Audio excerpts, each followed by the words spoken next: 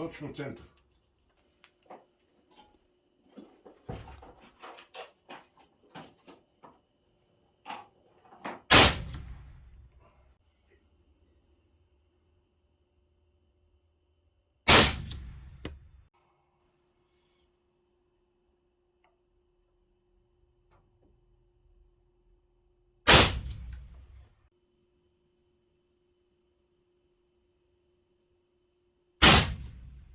Здравейте! Казвам се Димитър Димитров, офицер от резерва. Завършил съм Висшето военно училище в Шумен, специално с артилерийско въоръжение и съм инженер по въоръжението. С оръжие се занимавам от 1983 година. Много хора ме познават, същевременно и много хора не ме познават.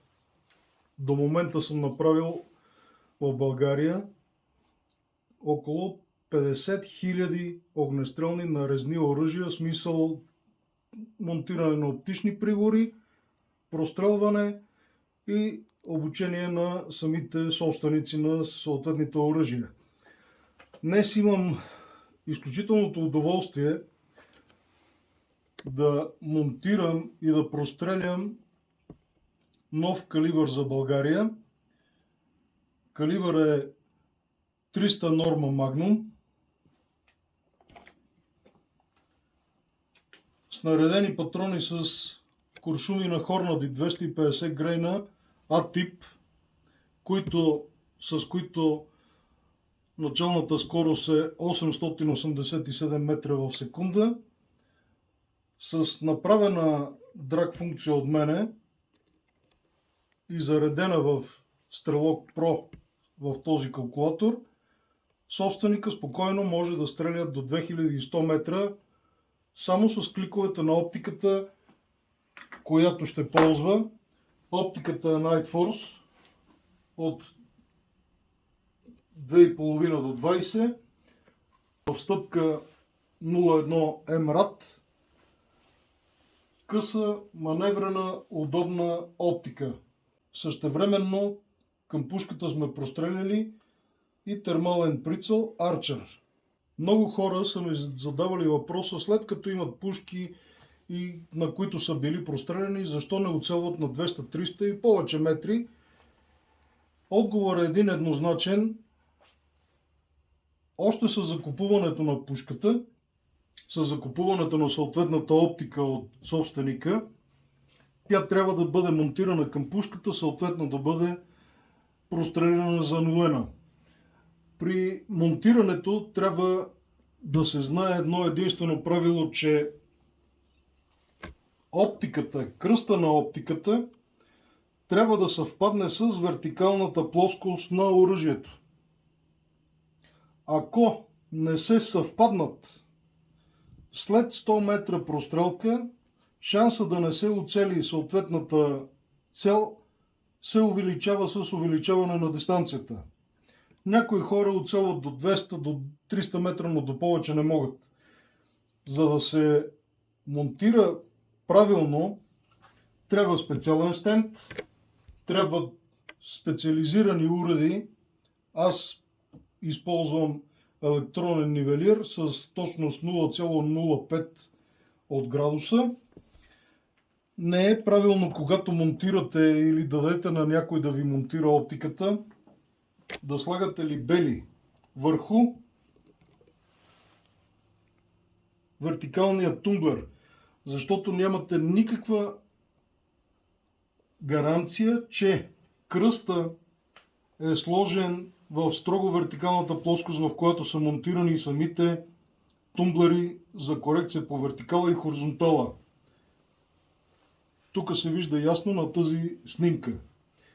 Когато не се монтира правилно, се получава един ъгъл между кръста и пушката и по време на работа на стрелба ловец интуитивно иска да хоризонтира оръжието чрез кръста на скалата към хоризонта на земята. Същевременно цевта заема ъгъл към оптиката, спрямо кръста на оптиката. И когато стреля надалече, куршума отива наляво или надясно, в зависимост от това какъв ъгъл е вкаран. На тази схема съм показал къде ще отиде куршума, поглед отзад. Значи при вертикално монтиране имаме, куршума излита, пропада и е в център. Когато обаче имаме изкривяване, куршума излита и заминава под някакъв ъгъл по диагонал, в случая в ляво. И странично погледнато, вижда се как куршума не е попаднал в целта, в центъра на целта. След като оръжието е простреляно, занулено на 100 метра център, взети са метеобюлетин за температура, налягане, влажност, начална скорост на куршума, правилно въвеждане на всички данни в калкулатора. Аз работя с Strelog Pro, някои хора работят с други калкулатори. Аз съм се доверил изключително на този калкулатор.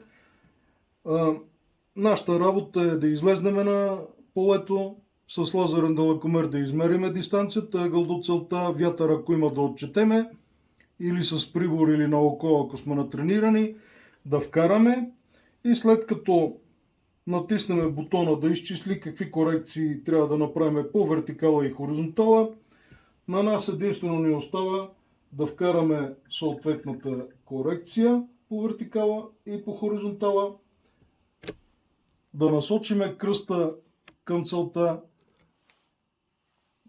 да направим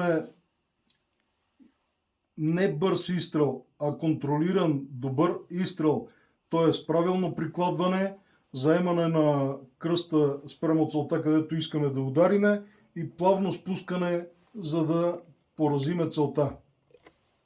В момента прострелката е под четвърт моа, пушката сме я приготвили и в най-скоро време ще отидем да стреляме на по-голема дистанция на 500, 1000, 1500 метра, евентуално да видим дали сме се справили правилно с настройването на калкулатора, ако не, да може съответно да откоригирам балистичната крива на движение на куршума, така че калкулатора, когато и както да му зададеме данни, винаги да смета точно и винаги да сме в центъра. Както знаете, тази година положихме, може и да не знаете, положихме основите на далечния снайпинг в България и в близкото бъдеще, предполагам, че може би до година, тъй като вече времето няма да позволява като климатични условия на стрелба, с една група ентусиасти ще стреляме в калибри 416 Барет, в 408 Шейтак и в 50 калибър. Ще се помъчиме да стигнем до 3 км, както американските и руски отбори си провеждат всяка година техни състезания за стрелба на 2 мили. Ние ще се постараем да постигнем или да покажем докъде може да достигнем. И успех на всички ви желая!